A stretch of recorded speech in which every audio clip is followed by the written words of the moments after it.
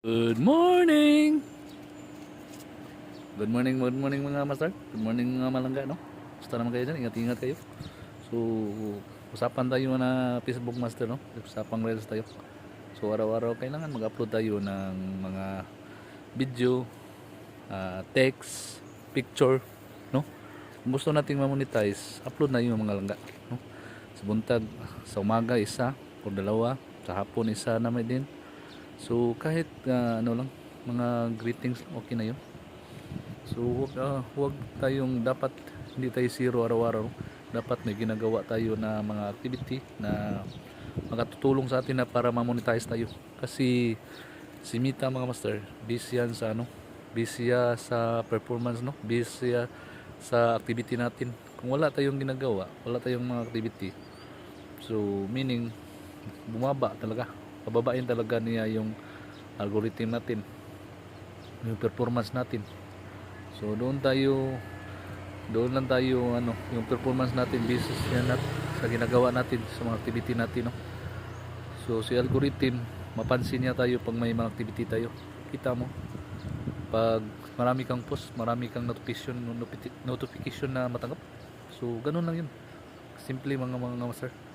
So iwasan natin na masiro tayo.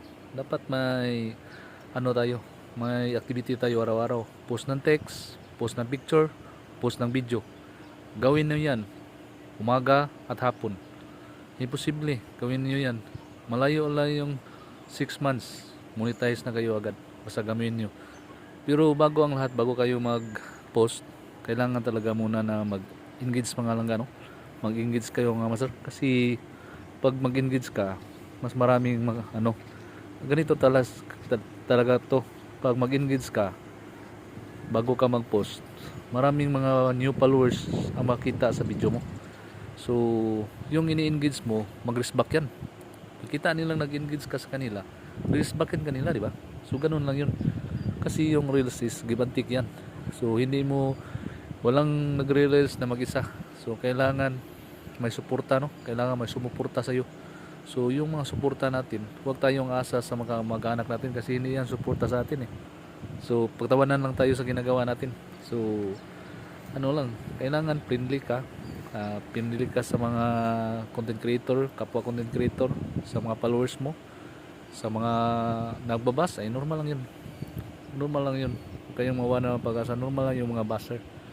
So minsan yan ang nakapagdulot ng maraming audience natin, maraming mga followers, no? Kaya yun lang, no? Simple lang mga langga.